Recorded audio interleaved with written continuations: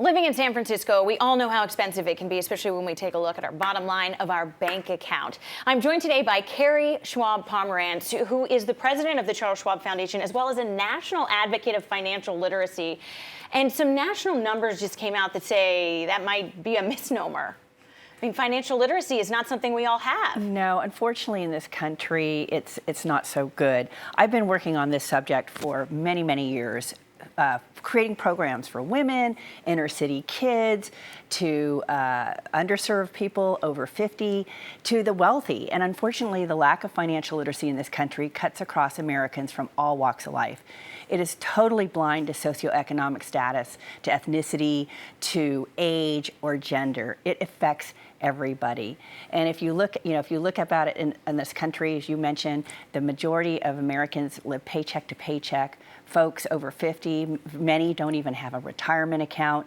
So, and yet people don't really realize also that the lack of financial literacy contributes to so many social issues in this country.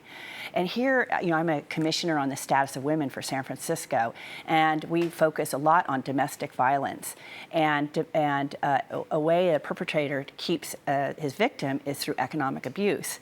And so we could really change the trajectory of domestic violence if we could have more financial literacy, or more workforce readiness in this country, or gender equality, or more economic mobility. So if we have more financial literacy in this country, we could really, rise all boats. It kind of sounds like the groundstone of that. But for folks who may not necessarily know even what financial literacy is, how would you explain what that is?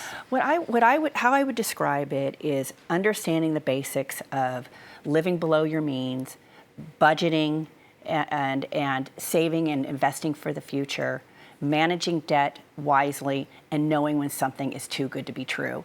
So having the knowledge, but also having the behaviors to support you with your financial literacy. And you talk about how most people don't have this, how it crosses all kinds of barriers.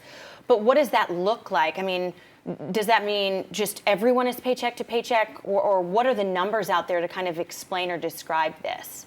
Well, I think the biggest number, as I mentioned, that 50% of Americans can't even come up with $400 emergency fund. So, and then the fact that there's almost 80% live paycheck to paycheck.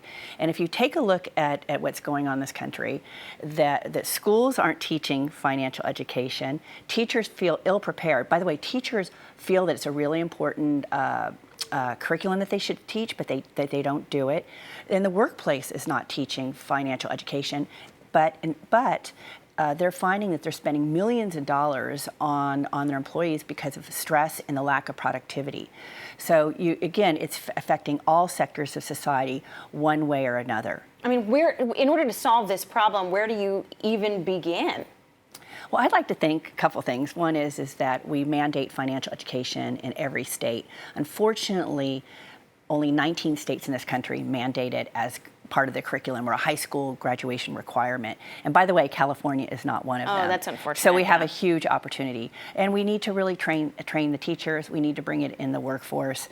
And we need all sectors of society to come together on this issue. We need to bring the federal government, the local governments, nonprofits, schools, and parents. I think about Michelle Obama and when she really took on childhood obesity, and when she first came into office, and 3 or 4 years later, it was national news that childhood obesity among toddlers had been reduced. And that's because she brought all sectors of society mm-hmm. together to confront this issue. Now, we're trying to do a lot here right in San Francisco. We have a national partnership with Boys and Girls Club of America, and San Francisco clubs are really, they love our Money Matters program, which we created. It's a 5-module program. And what we have found is children who have a good financial education program are more likely to seek out going to college and seek out ways to pay for college. So again, financial literacy has that ability to mobilize or take people through the different economic stratas of society. We also have a national partnership with DonorsChoose.org, which is a crowdsourcing organization that matches teachers' requests, like projects, with donors. And we pay for all the financial education programs that are requested. And in fact, here in California, 16% of the financial education requests from teachers comes here right here in the Bay Area. Wow. I'm sorry, in California. So Californians teachers see a really big need for that. That's amazing. And so if folks want to know where they can get more information about your programs or about financial literacy itself, where should they go?